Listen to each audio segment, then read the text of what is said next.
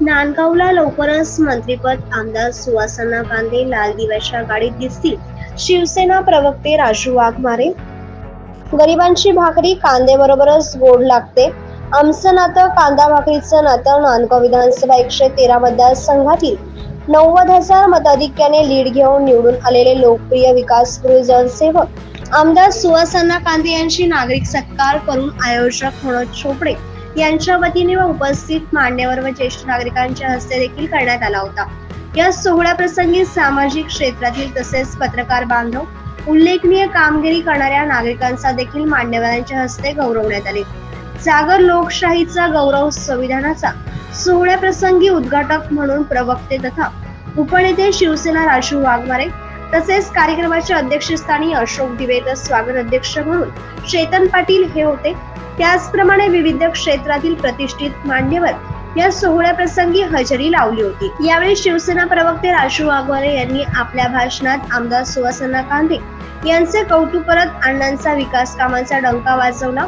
मागील वेळी आमदार कांदे विकास पुरुषांबद्दल केलेली थोडफार चूक आमदार कांदे यांच्या समोरच मान्य करत कांदे तिखट राहिलेलेच बरे असे म्हणून भाषणाला सुरुवात केली.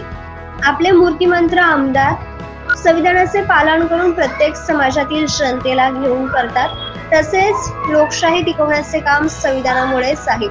भारताचे पंतप्रधान नरेंद्र मोदी चहा विकत होते, तसेच माजी मुख्यमंत्री एकनाथ शिंदे हे देखील रिक्षा चालवत होते. हे संविधानामुळेच बनले आहेत. संविधानाची ताकद डॉक्टर बाबासाहेब आंबेडकर यांनी आपल्याला दिली आहे.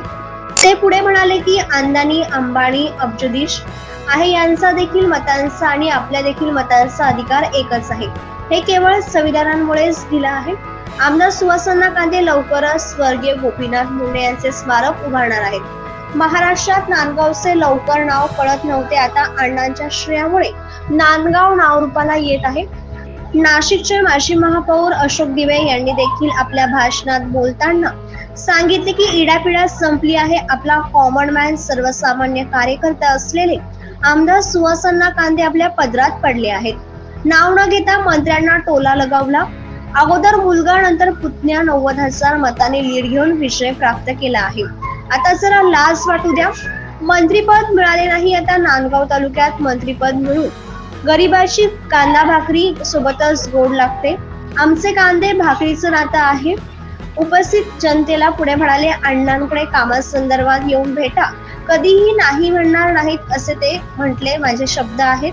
कामाव्यतिरिक्त परत आलात तर माझा येऊन कान धरा असे आपल्या भाषणातून सांगितले. बहुजन नेता, प्रामाणिक काम करणारा मनोज चोपडे यांच्या कांद्यावरती हात असून द्या असे देखील वाघमारे व दिवे यांनी आमदार कांदे यांना सांगितले होते. यानंतर आमदार सुहास कांदे यांनी संविधान संदर्भात बोलताना सांगितले की वाघिणीचं दूध म्हणजे संविधान. जो वाचवणार तो डरकाळ्या फोडल्याशिवाय राहणार नाही. मी संविधान वाचले म्हणून डरकाळ्या फोडल्याशिवाय माझे काही व्हिडिओ व्हायरल झाले होते. मला मायबाप जनतेने 90,000 मतांनी लीड देऊन निवडून दिले आहे. त्याबद्दल मी सर्वांचा ऋणी असेल. येणाऱ्या काही दिवसातच मनमाड येथे भीमसृष्टी उभारणार आहे. नांदगाव येथील संविधान चौक येथील कोनशिलासाठी 15 लाख मंजूर झाल्याचे सांगितले आहे. नांदगाव येथील डॉक्टर बाबासाहेब आंबेडकर यांचा पूर्णकृती पुतळा देखील लवकरच होणार आहे. तसेच इतिहासात नांदगावचे नाव हे विकासासाठी कोरले जाईल. सर्वसामान्य मान्यवरांचे व जनसमुदायांचे यावेळी आमदार कांदे यांनी आभार मानले.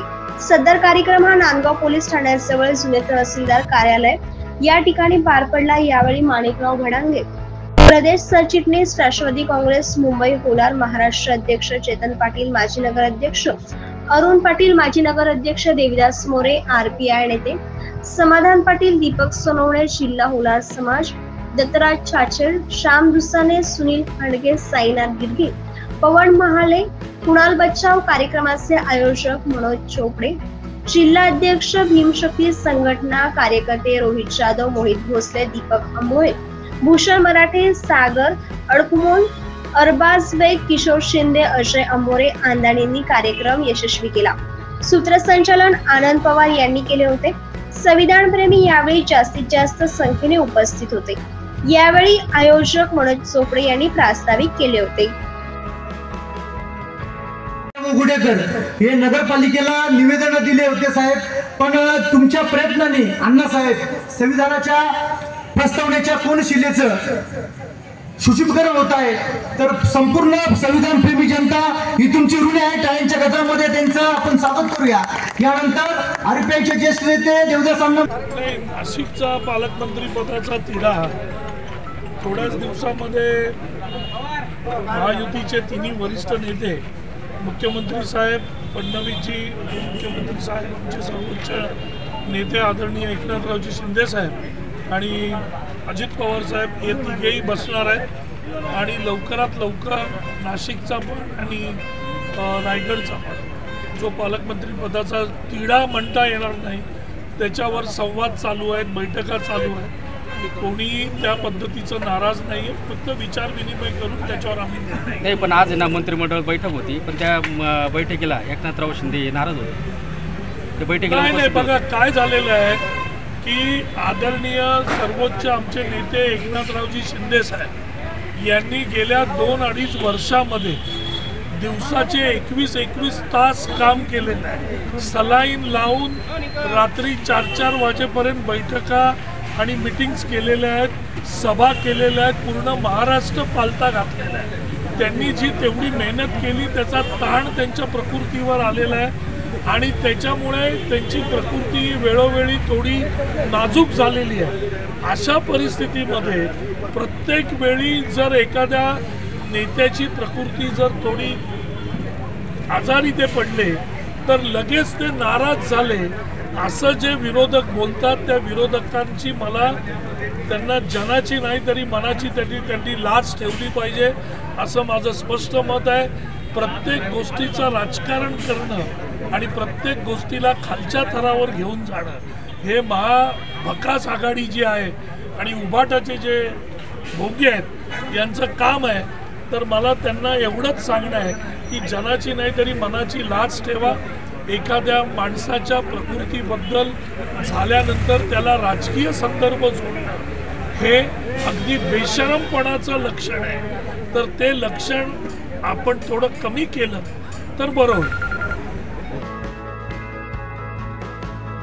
महाराष्ट्र माझा न्यूज साठी प्रतिनिधी महेश पेवार, नांदगाव।